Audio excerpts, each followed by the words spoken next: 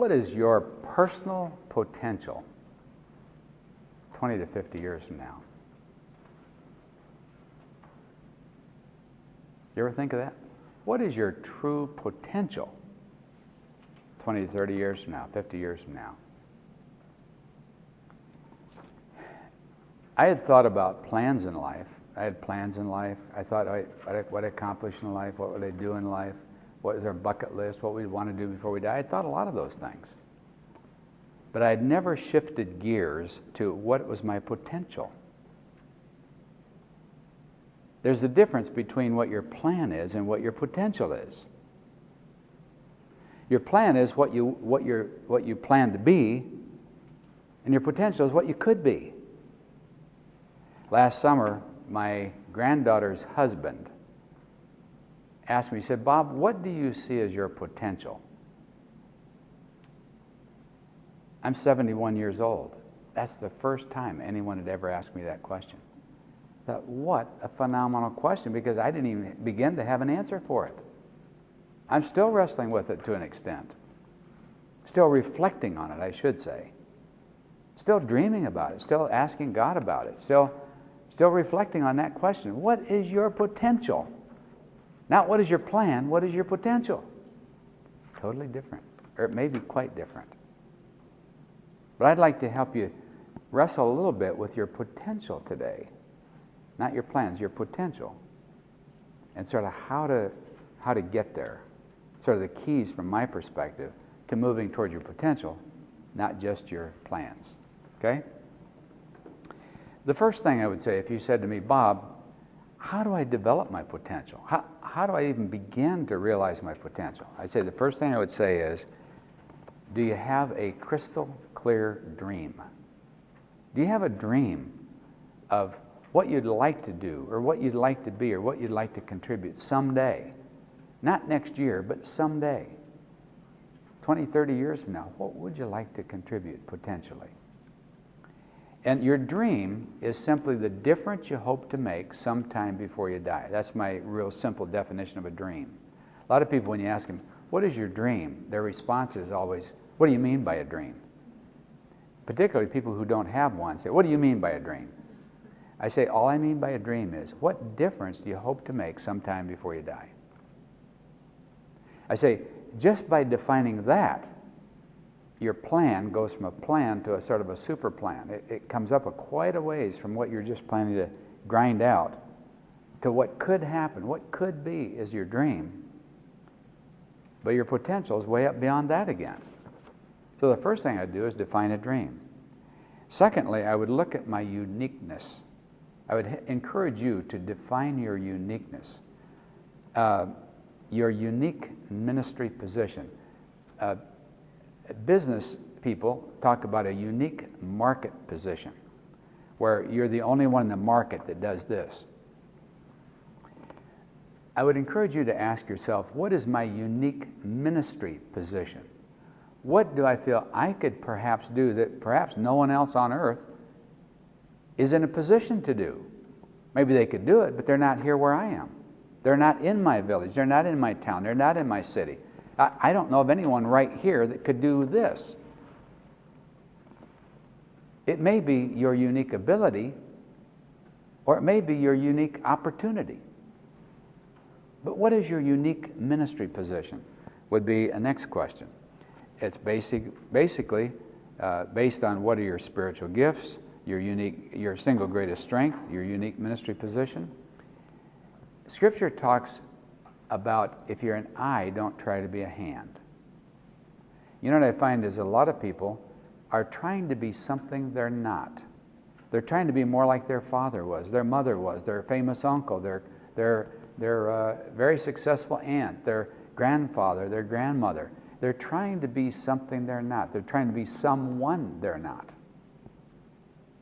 I say, no, relax and be who you are, not who they were or who they are. I say, relax, be you. You say, well, that's not very exciting. I said, wait a minute. No, you have unique spiritual strengths. You have unique strength. You have uniqueness because of this. Think about it this way. No one on the face of the earth is like you. No one. No one had your parents,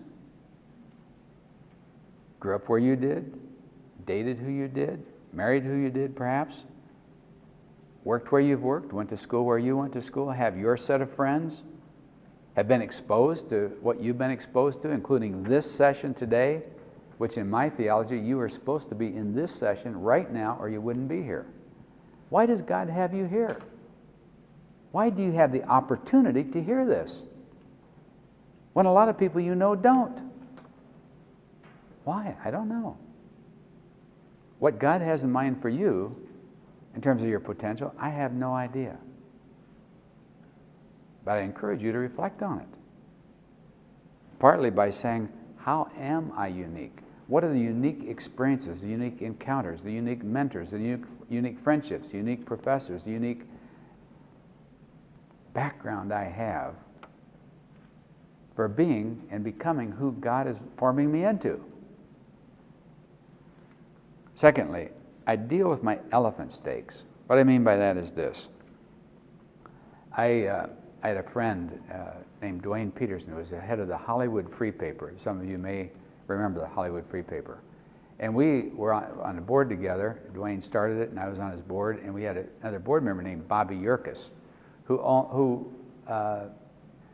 had a circus.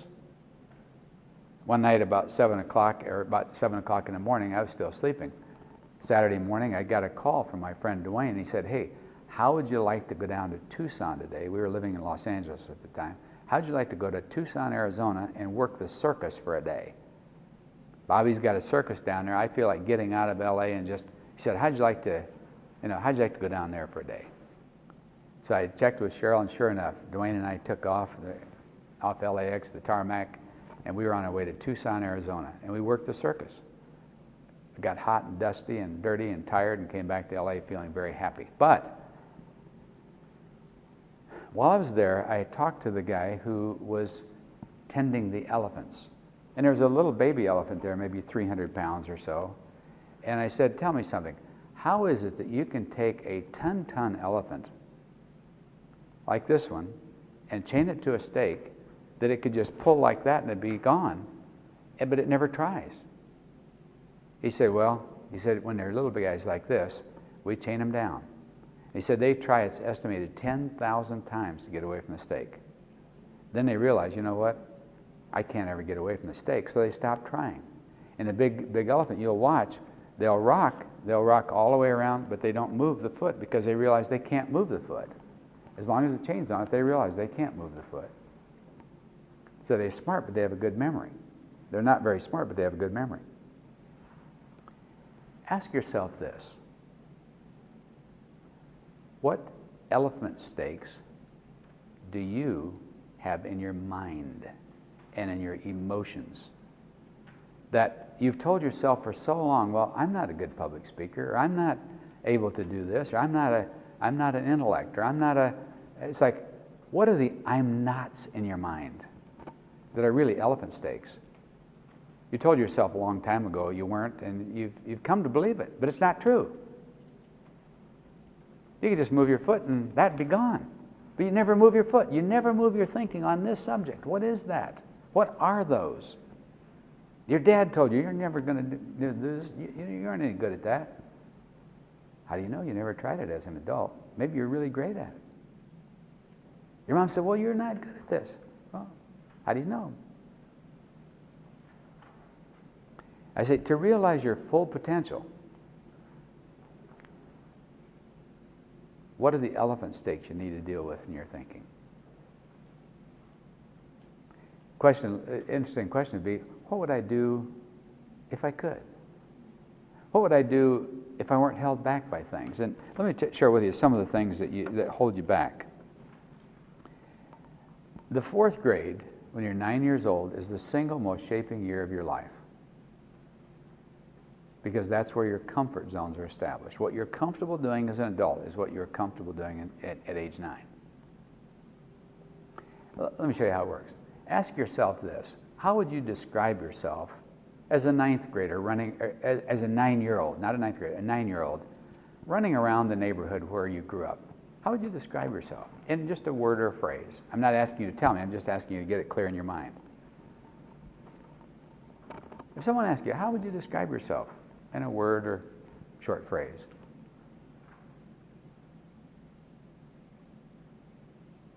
Now, if I ask you to describe yourself today as an adult, how different would it be from that? Most people say, well, I guess it's the same thing. That's me today. I say the correlation between your 9-year-old and your mature adulthood are far greater than between junior high, high school, college, or even young adulthood and your mature adulthood years. So the question becomes, how did you grow up at age 9? You may say, well, I grew up in the poorest of the poor. I grew up in a slum. I grew up in a ghetto. I grew up in a small village that had no educational system. It's like, what are you using at a certain level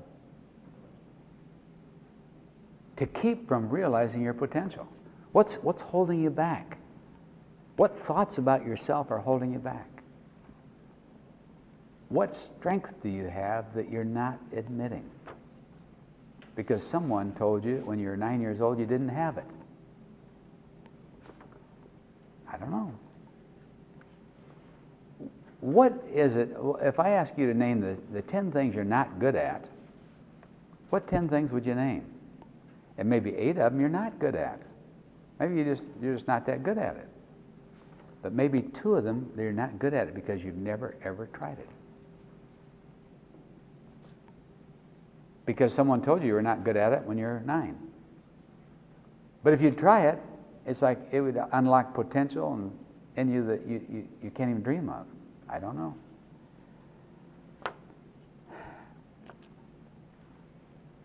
What in the past is a, quote, oddness, a strangeness? You're different in this area. It's like you're sort of odd or strange or different in this area. And people laughed at you. They laughed at you because you said it a certain way or did it a certain way, or I say, is that holding you back today? Be careful not to let what someone laughed at years ago hold you back today. Be careful of that one. That one's a common holdback. And is it just doubt? Is it doubt in yourself? Doubt that you can do it? Doubt that I could actually pull it off, kind of thing? Listen to Tom Skinner's quote. I love this. It was really helpful to me, and it's helpful to a lot of people. He said, I spent a long time trying to come to grips with my doubts. And suddenly, I realized that I'd better come to grips with what I believe. I've since moved from the agony of questions that I cannot answer to the reality of answers that I cannot escape. And it's a great relief. In other words, stop saying what you can't do. Stop talking about and focusing on what you haven't got answered yet. Stop thinking about what your downsides are. And think about what abilities you have. What are your strengths? What are the things that you're good at? And really focus right there. And number three is your current roadblocks. One of the most common things that I see and experience is lack of thinking for oneself. I hear people all the time quoting 50 people an hour. You talk to them and they quote everybody else, but you want to ask them, what do you think about anything? I say, once you get about 34, 35, 36, right in there, you want to ask yourself, how do I take all the stuff that I've been exposed to and experienced, what do I believe? Now, you may say, well, I'm 26 or 25. Can I have an opinion? Of course. But I'm saying you're still gathering information. I don't want to talk down to you. But I'm saying at 71, if I were your grandfather, I'd say, relax. Just keep gathering stuff and keep trying to think it through and like that. But you're going to find that when you hit about 35, your thinking takes a sort of an abrupt jump in terms of, wait a minute, you know what, I don't believe what I've been taught on this area, on this subject. I don't believe that anymore. But here's what I do believe. And here's the whole of sort of what I believe. And I say, a part of what you don't want to be is 71 like me, still quoting everyone else as the experts, but never becoming one. Ask yourself, if I could become an expert in any one area, what would it be in? In other words, it's as you become an expert in it, because you think about it more and more and more of your time, that's where you develop your expertise. That's where you begin to focus your attention and your thinking, that your potential begins to be realized. Because if you keep scattered, you're listening to everyone, quoting everyone, and following everyone, your life keeps scattered. But if you begin to focus down on here's the area I'd like to specialize in. Here's my specialty. Here's what I'd like to get really, really good at. Your potential begins to develop at a different level. And I say, if you're 34 or older, trust your own instincts. You say, well, how do I know that it's true? I say, you don't. But if you begin to trust yourself as to what you know and what you believe and how you think and feel about things, and build on what you know, pretty soon you become stronger and stronger and stronger at who you are, not simply scattered into what everyone else thinks you should be or what you think they are. Because often what they seem to be aren't what they are anyway. I say, try to define in what area would I like to specialize at my thinking? What would I like to become an expert in? What would I like to see my full potential realized? Because you can't find your full potential realized in 10 areas, I don't think. I think you find it expressed in one. Here's another thought in terms of roadblocks that I think is really important in terms of realizing your potential. A lot of leaders that I've dealt with over the years, and I've spent probably at least an hour one-to-one with at least 5,000 people, just one-to-one, behind the doors and behind the defenses and behind the masks. One of the mistakes I see people making over and over and over again is waiting for God to talk to them.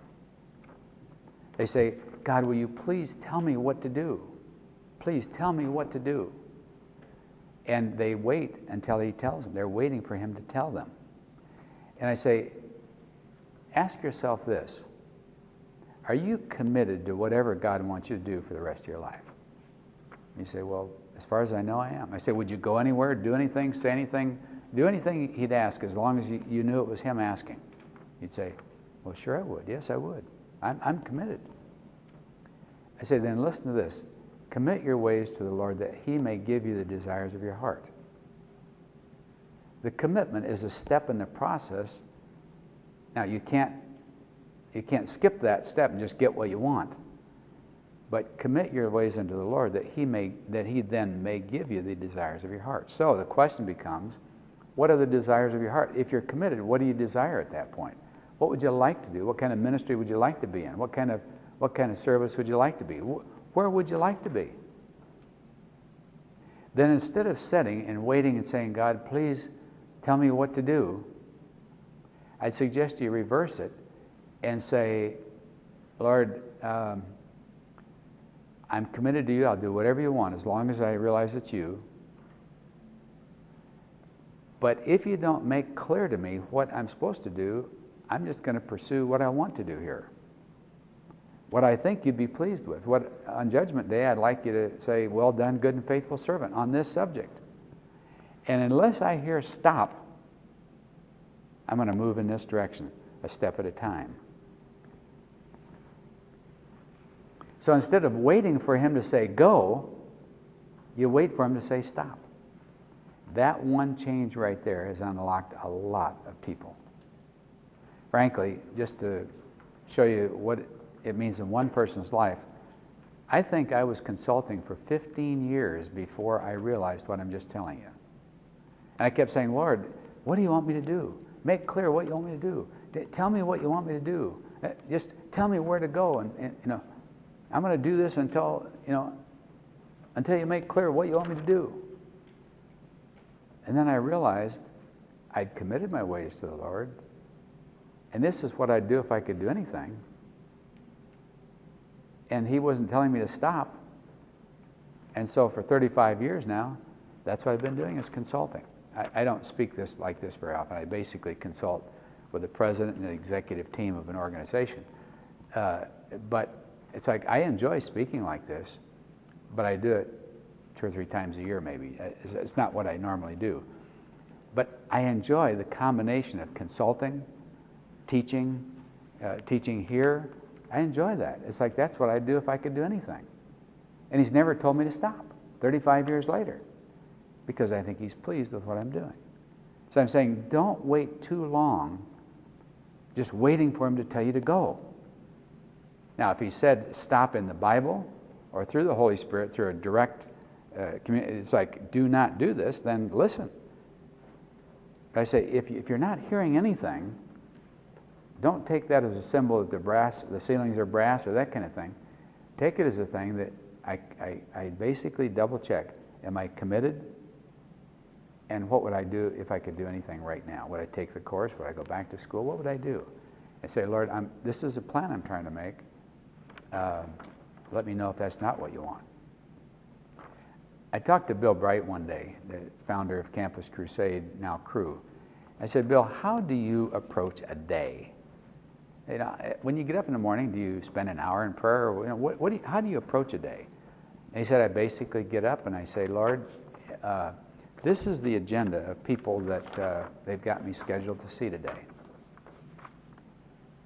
If there's anyone on here you don't want me to see, take them out of my schedule. You know, have their car break down or whatever, I don't know. Just help them not to come. If there's anyone that you want me to see, help me to be time somewhere to see them. Because all I really want to do is what you want me to do. He said, with that, I just go about the day. He said, I don't wait for him to say, here's who you're supposed to see, etc. And then potential. What you can do, this is from Aristotle. Now, I'm not a Greek scholar. I'm not a philosophical historian. I'm not any of those things.